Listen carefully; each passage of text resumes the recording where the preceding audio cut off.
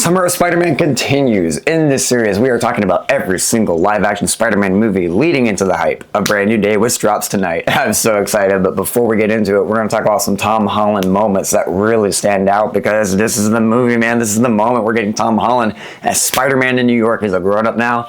Let's highlight the times he was growing up. The movies we've grown up with him in. Homecoming, Far From Home, No Way Home. Highlighting scenes from those movies that just really work, starting with Spider-Man Homecoming, a movie I love every time I watch it, and it gets better over the years every time you watch it. Homecoming is great because it is, I think, the most friendly neighborhood Spider-Man you can get in terms of the movies. It feels so friendly neighborhood. It feels so small scale, so down to earth, so grounded, but still funny, still different in tone, still refreshing compared to what we've gotten before. Sometimes to its detriment, but a lot of times to the compliment of it. And one small gripe with Homecoming is that sometimes the Tom Holland films overall, because of John Watts' direction, can feel a bit one note at times, feel like they're only highlighting one aspect of Spider-Man. I think Spider-Man's still three-dimensional though. He transcends every genre. He can be comedy, he can be horror, he can be drama, he can be intensity, he can be romance. Sometimes Homecoming, I feel like, only highlights the comedic angle, or at least the trilogy only highlights the comedic angle sometimes. Cutesy side, the innocent side, but Peter should grow with each movie.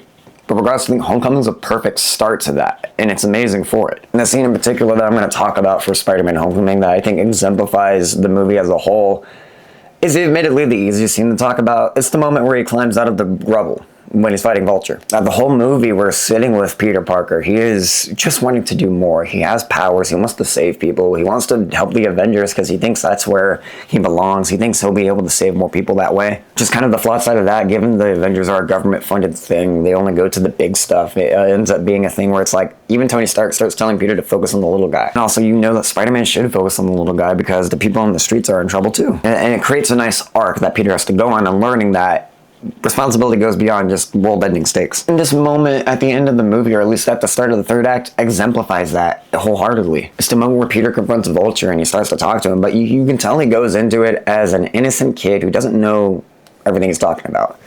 And I like that a lot of this movie is to highlight that. He's still a teenager, an actual teenager. And I like that Vulture, instead of just being a villain who attacks him right away at least, he does try to talk to him. Cool, because Vulture in this world, he's a blue-collar worker. He's a guy who was burned by the man. It's something that Stan Lee and Steve Ditko really highlighted back in the early days of Spider-Man villains, were these characters who felt burned by society or pushed aside by the higher powers that be financially. And I love that Homecoming brings it back to that and really grounds its story. Vulture's literally a scavenger. He scavenges the stuff, so like that's how he gets his resources. It's super comic booky, but still realistic for the world they set up. And in this moment, you see Peter confront Vulture, and it's a great dialogue between the two because Peter comes at it and they're talking, and I like that Vulture does try to give him some advice. He's like, look, I'm gonna be so real.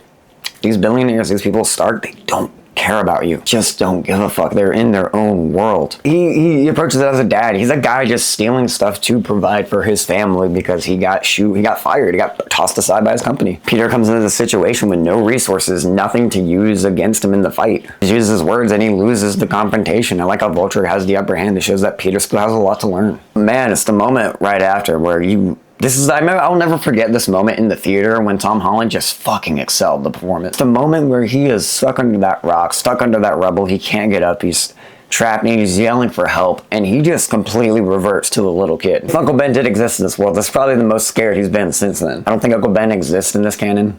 Maybe he does. They never made up their mind on that. But he's literally crying and he has to take this moment to breathe, internalize, think, focus up, lifts the thing up with all the strength he can muster, and it's one of the most inspirational Spider-Man moments. He becomes Spider-Man, not Spider-Boy.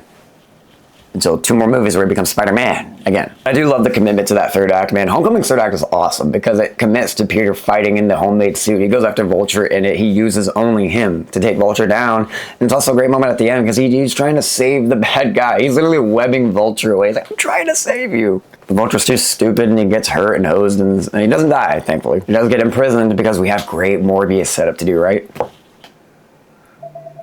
What are we talking about? That never happened. Spider-Man Homecoming's filled with moments that just highlight Tom Holland as a performer. He is so good in this movie, and we've seen how he's grown since then. I love Homecoming, man. Every time I watch it, it gets better, even though I still have my small issues with it. It's certainly the most consistent, I think, of the Tom Holland movies for sure. Filled with moments I love, because Spider-Man is just a character we should all love. Guys, what is your favorite scene from Spider-Man Homecoming?